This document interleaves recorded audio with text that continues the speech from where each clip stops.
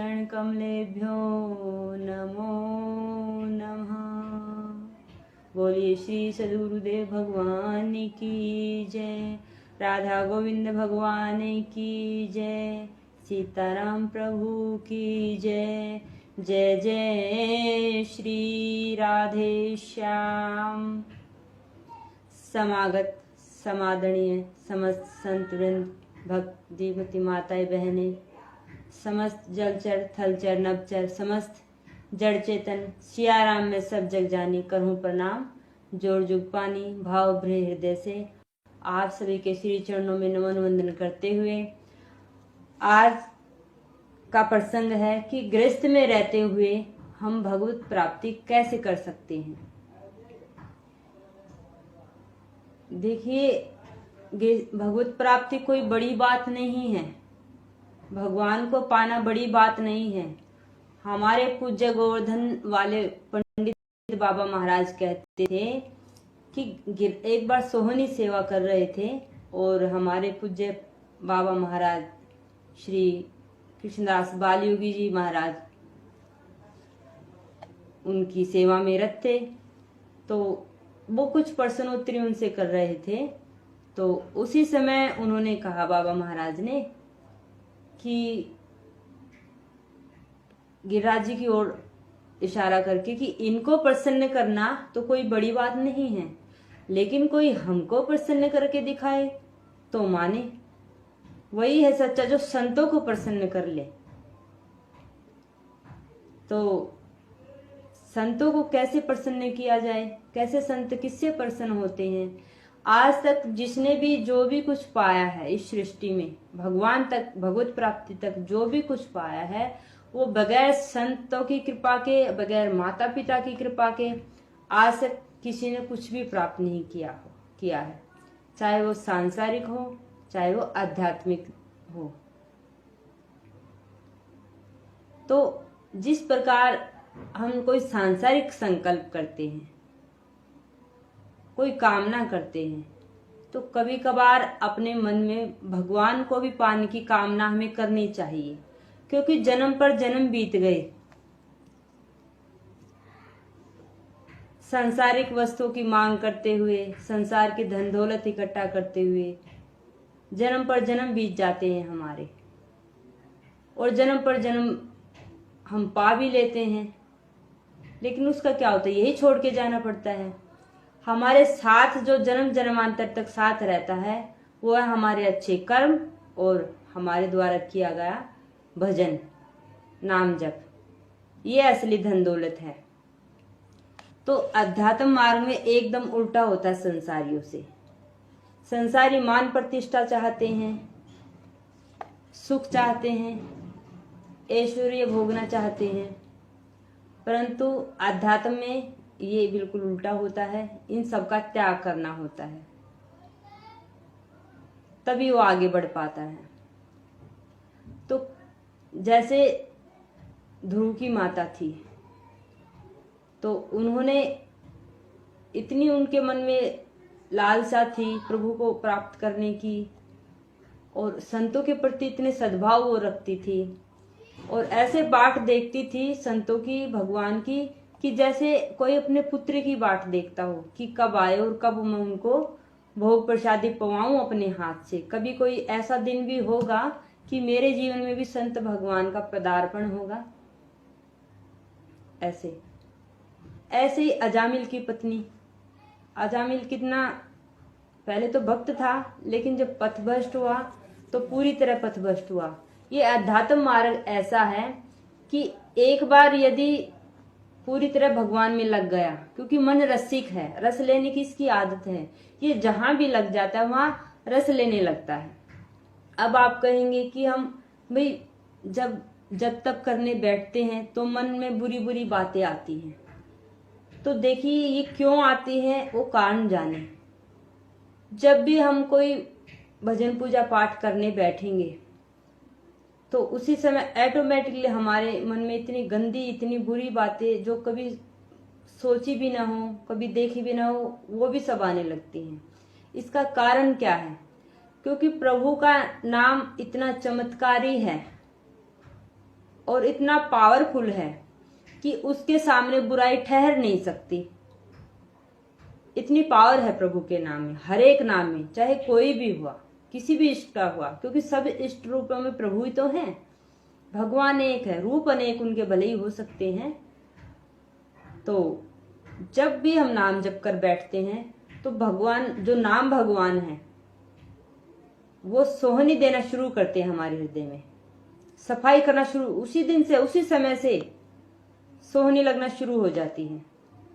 और जब सोहनी लगाएंगे तो धूल तो उड़ेगी विकारों की। तो वो आ नहीं रहे हैं, वो जा रहे हैं नाम जप के प्रभाव से, हमारी साधना के प्रभाव से वो निकल रहे हैं। प्रभु नाम भगवान उनको निकाल रहे हैं जल्दी जल्दी। ये हमारा प्रैक्टिकल अनुभव है। जब प्रारंभ में थे तो हमारी सबकी ऐसी दशा होती, क्योंकि प्रभु को गंदा मन सुहाता नहीं है। जैसे हमें गंदगी नहीं सुहा सकती है, हम कहीं भाई जो सफाई में रहना सीख गया है बचपन से ही, उसे फिर दुर्गंध नहीं सुहाएगी, वो मलिन स्थान पर बैठ भी नहीं सकता। उसी प्रकार प्रभु तो एकदम निर्मल है।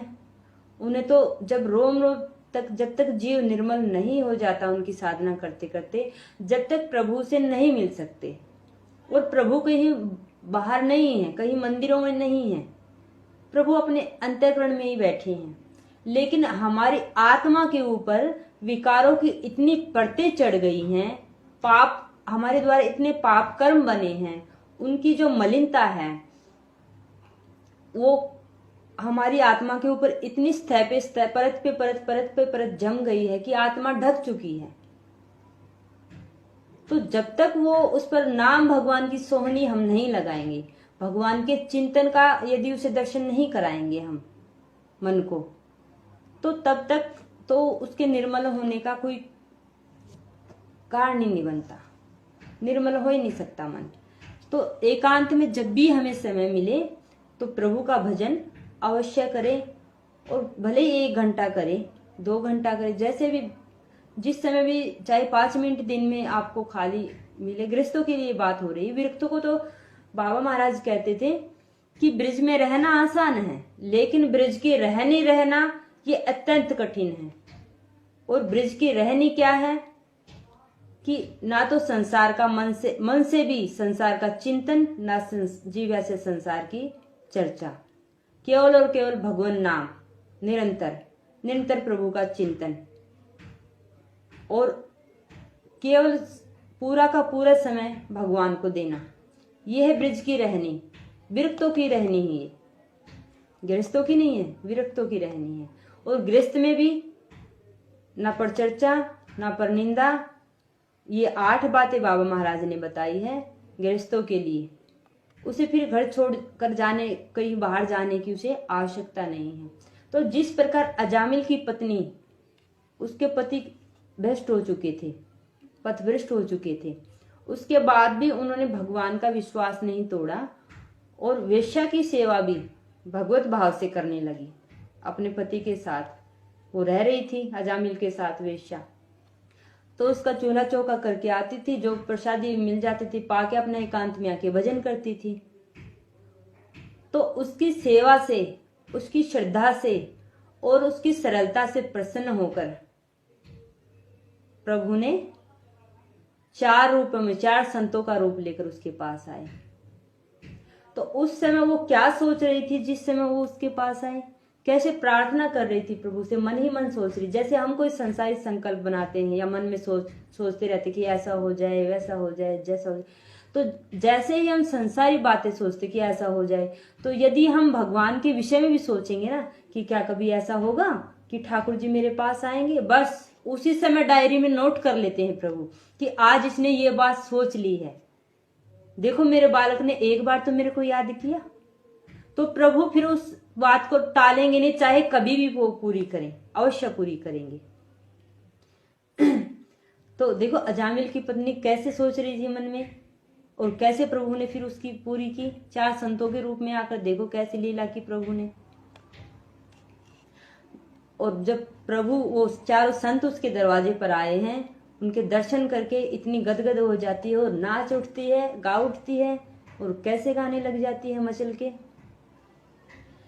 मेरे मन में तो यही बड़ो चावे संतन को देखूं आवे तो। मेरे मन में तो यही बड़ो चावे संतन को देखूं आवे तो। बड़े भागिते संत पधारे उठ के करूं प्रणाम। बड़े भागिते संत पधारे उठ के करूं प्रणाम। सेवा करूं भाग्य मेरे जागे, सेवा करूं भाग्य मेरे जागे। घरे ही में आए चारों धाम, संतन को देखूं आवे तो। मेरे मन में तो यही बड़ो चावे संतन को देखूं आवे तो। कैसे भक्ति करूं मैं आम, कैसे भक्ति करूं मैं हरि की हो करके निष्काम। अब देखो संत के जब उन्हें दर्शन हो जाते हैं, उनके घर में पधार जाते हैं संत भगवान, तो उनसे क्या मांग करती है, क्या विनती करती है, और हमें संतों के मिलने के बाद उनसे क्या याचना करनी चाहिए। कोई सांसारिक वस्तु, व्यक्ति, स्थान आदि की मांग नहीं करनी चाहिए। यह सिखा रही है अजामिल जी की पत्नी कि कैसे क्या मांगना चाहिए, संतों के साथ कैसे व्यवहार करना चाहिए, ये सिखा रही है। तो पूछ रही है संतों से कि कैसे भक्ति करूं मैं हरि की हो करके निष्काम। कैसे भक्ति करूं मैं हरि की हो करके निष्काम। ऐसी युक्ति बताओ मेरे बाबा, ऐसी युक्ति बताओ मेरे बाबा। सुमेरूं मैं हरि का नाम, संतन को देखूं आवे तो। हो मेरे मन में तो यही बड़ो चावे संतन को देखूं आवे तो। संत हमारे मात पिता हैं, संत ही भाई बंधु। अब ये देखो कि जब हम संतों के अनुसार, बताए अनुसार भक्ति करने लग जाएंगे, वो भी कैसी भक्ति, निष्काम भाव से। इस भजन में कितना राज छुपा है, एक एक वर्ड में कितना राज छुपा है कि कैसी भक्ति करने से। भक्ति किसकी सलाह से करे, संतों की सलाह से, ना जो उनके द्वारा जो नाम दिया जाए उसको बड़े श्रद्धा से, भाव से करे, निष्काम भाव से करे। संतों से नाम ले पहले, उसका फिर निष्काम भाव से उसका जप करे। उसके बाद फिर इसके परिणाम स्वरूप हमें क्या मिलेगा कि हमें यही लगने लग जाएगा कि संत ही हमारे भगवान हैं, संत ही राधा गोविंद के रूप में आए हैं, और संत ही हमारे सच्चे भाई बंधु हैं। ये हमारे एकांत में नाम जप के फल स्वरूप हमें जब ये ऐसा लगने लग जाए संतों के प्रति, संतों में ही भगवान दिखने लग जाए, अपने सभी रिश्ते एक ही संत में दिखने लग जाए, माता पिता भी, भाई बंधु भी, ठीक है, पुत्र भी, भगवान तक भी जब हमें संत में ही दिखने लग जाए, तो समझ लो हमारी हम जो नाम जप कर रहे हैं उसके फल स्वरूप अंतिम डिग्री है ये, अंतिम बात है ये कि हमारा परिपक्व हो गया है, भजन परिपक्व हो रहा है, हम सिद्धावस्था की तरफ जा रहे हैं जब संतों में। और लेकिन संत कैसे होने चाहिए,